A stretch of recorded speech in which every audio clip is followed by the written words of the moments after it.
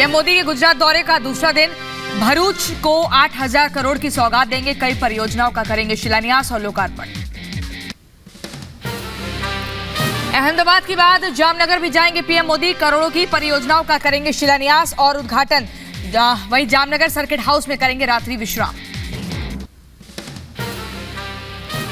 अहमदाबाद को प्रधानमंत्री देंगे बड़ी सौगात, मोदी शैक्षणिक स्कूल का करेंगे उद्घाटन, गरीब बच्चों को मिल सकेगी मुफ्त शिक्षा। गुजरात के मोढेरा गांव से पीएम ने किया सोलर क्रांति का आगाज, देश का पहला सोलर विलेज बना मोढेरा। 12 हेक्टेयर जमीन पर 3900 करोड़ की लागत से लगा प्लांट, 3 गांवों को मिलेगी बिजली।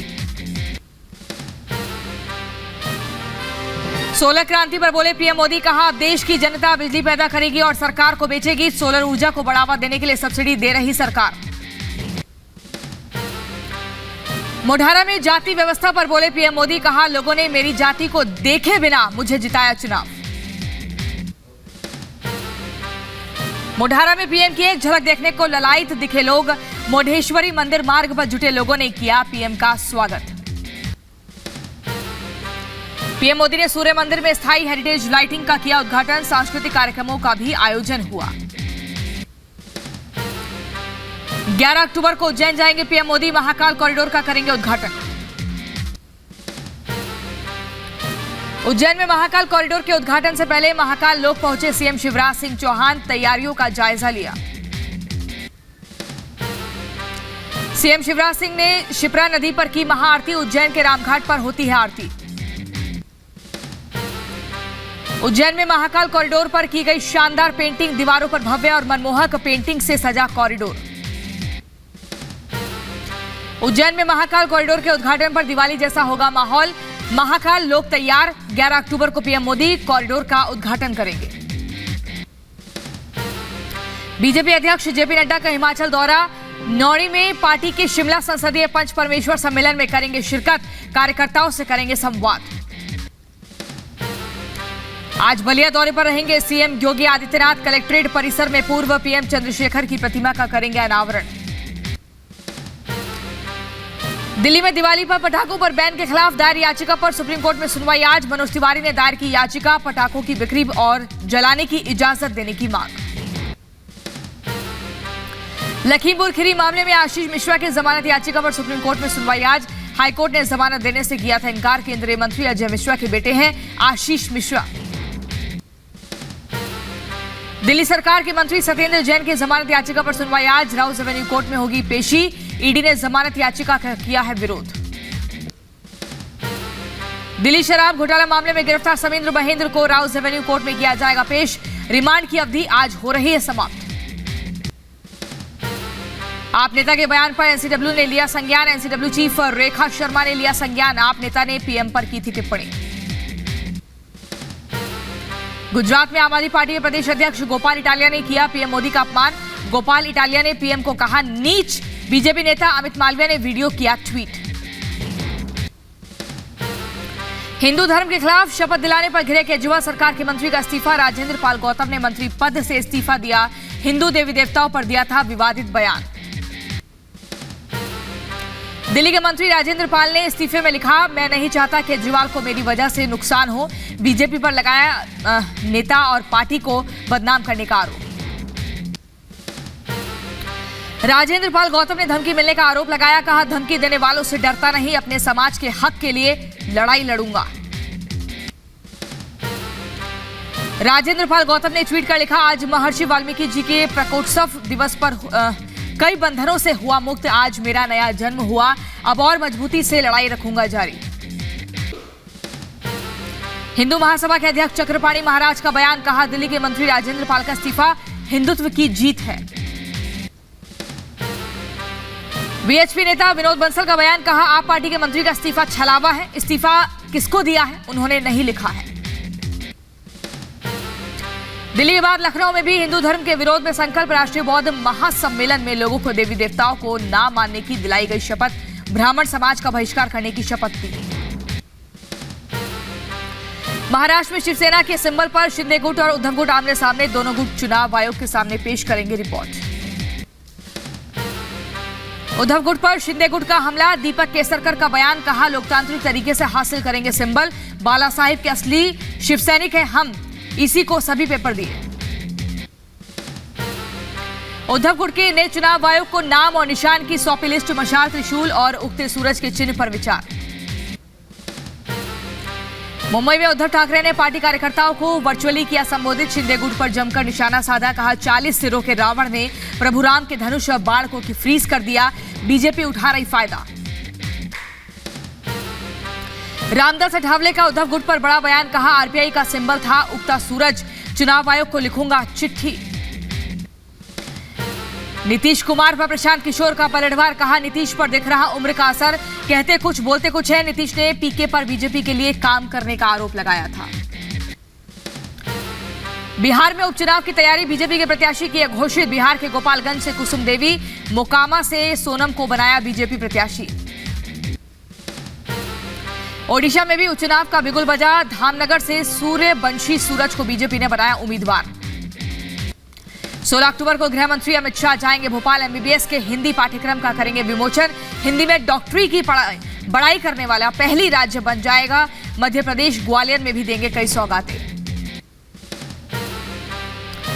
असम के गुवाहाटी में उत्तर पूर्वी परिषद की 70वीं बैठक का आयोजन, सीएम, राज्यपाल समेत केंद्रीय मंत्री जी किशन रेड्डी रहे मौजूद, कहा बॉर्डर इशू सॉल्व करने को लेकर बात हुई, बाढ़ को लेकर भी चर्चा हुई।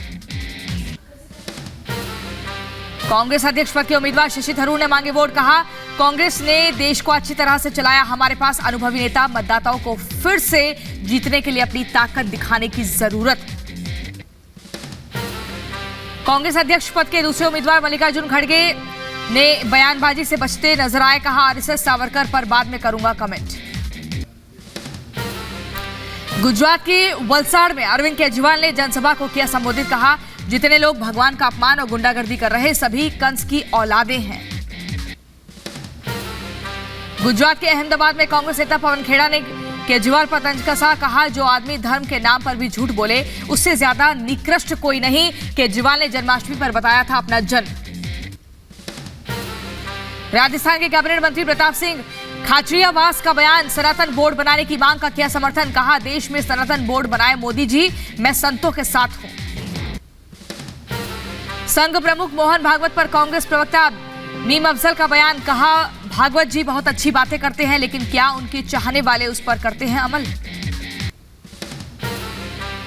एमपी के गृह मंत्री डॉक्टर नरोत्तम मिश्रा का दतिया में दिखा अनोखा अंदाज, कोटरा गांव जाने के लिए राहगीर से लिफ्ट मांगी, गाड़ियों का काफिला छोड़ बुलेट बाइक पर सवारी की, पत्रकार के भाई के निधन पर जताई शोक संवेदना। बिहार आबकारी विभाग का गजब फैसला, शराब के नशे में पकड़े गए तो वीआईपी वार्ड में गुजरेंगे 24 घंटे, सुविधाएं देख चौंक जाएंगे। समस्तीपुर आबकारी विभाग की होटलों की जैसी व्यवस्था। जम्मू कश्मीर के अनंतनाग में सुरक्षा बलों और आतंकियों के बीच मुठभेड़, सुरक्षा बलों ने इलाके की घेराबंदी की, सर्च ऑपरेशन जारी। एमपी के खंडवा में लगे विवादित नारे, जुलूस में लहराए गए पाकिस्तान के झंडे, सोशल मीडिया पर वीडियो हो रहा वायरल।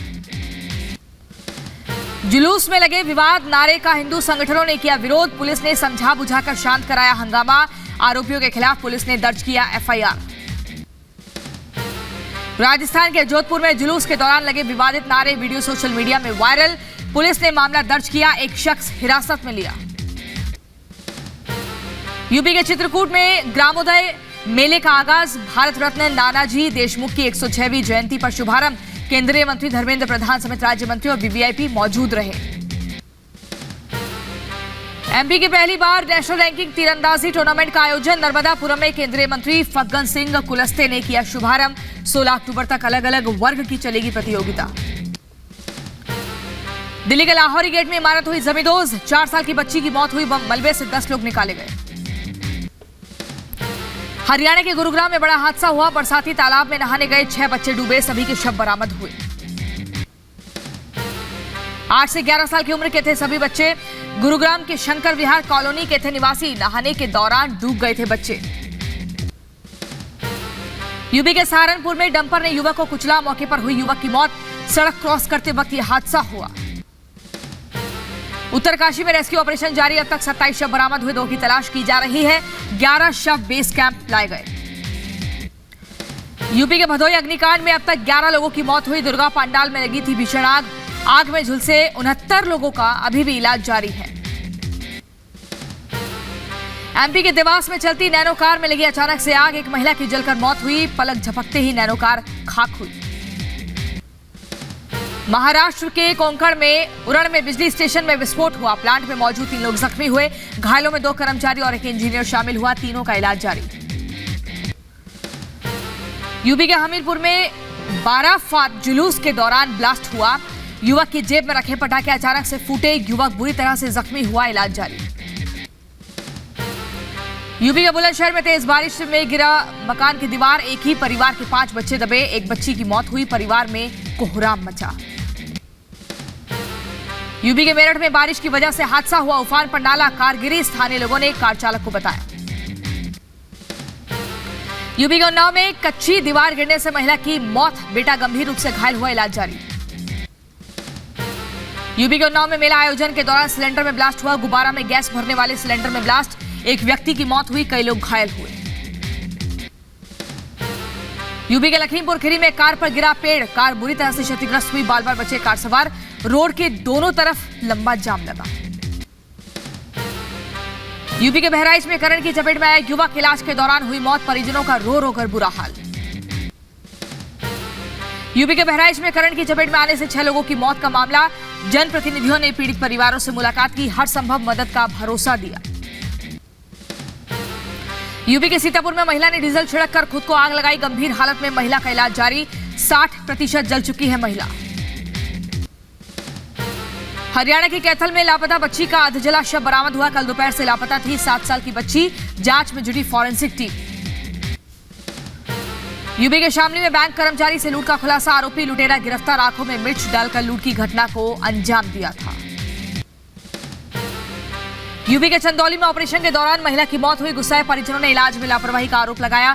शव रखकर हंगामा किया। केस दर्ज कर कार्रवाई में पुलिस जुटी है। यूपी के फर्रुखाबाद में ट्रैक पर मिली युवक, घायल युवती। 10 दिन पहले युवती के प्रेमी की हुई थी हत्या। रेलवे ट्रैक पर ही मिला था युवक का शव। युवती के परिजन घर से फरार। यूपी के नोएडा में डिलीवरी बॉय और सोसाइटी के गार्ड के बीच मारपीट हुई। झगड़े का सीसीटीवी वीडियो सामने आया। कार्रवाई में पुलिस जुटी हुई है।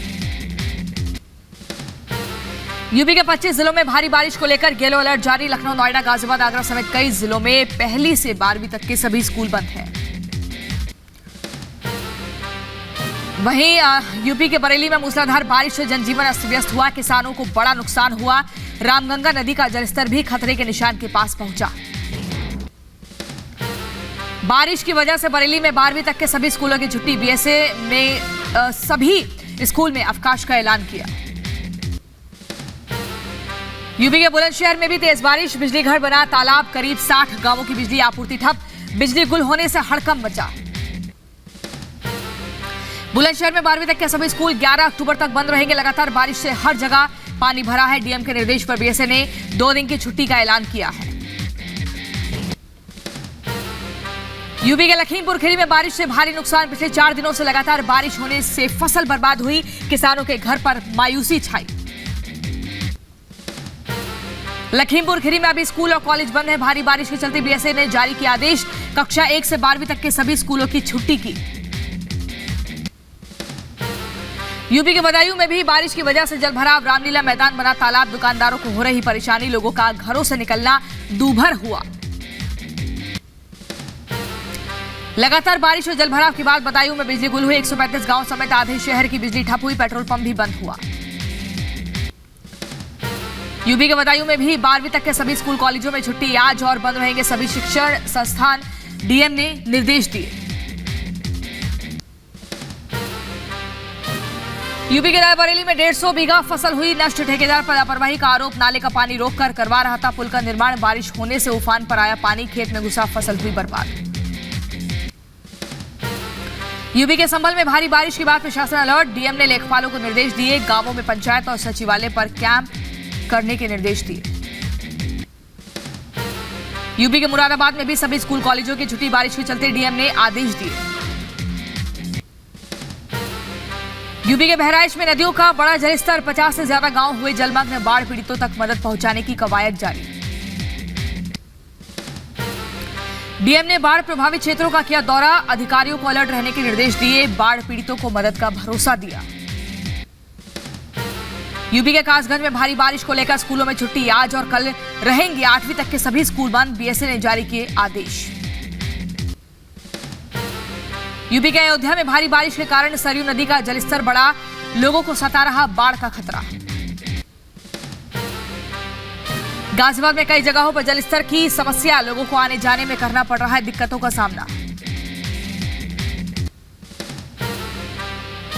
रूसी राष्ट्रपति व्लादिमीर पुतिन की अहम बैठक आज, सुरक्षा व्यवस्था को लेकर अधिकारियों के साथ करेंगे मीटिंग, क्रीमिया पुलिस पर हुए धमाके की जानकारी लेंगे। पाकिस्तान के इस्लामाबाद के सेंट्रेस में लगी भीषण आग, दूर तक दिखी आग की लपटें, मॉल की तीसरी मंजिल पर आग बेकाबू हुई। सेंट्रल शॉपिंग मॉल के फूड कोर्ट में आग लगने के बाद भड़की लपटें, मॉल के अंदर मौजूद सभी लोगों को मशक्कत के बाद बाहर निकाला गया।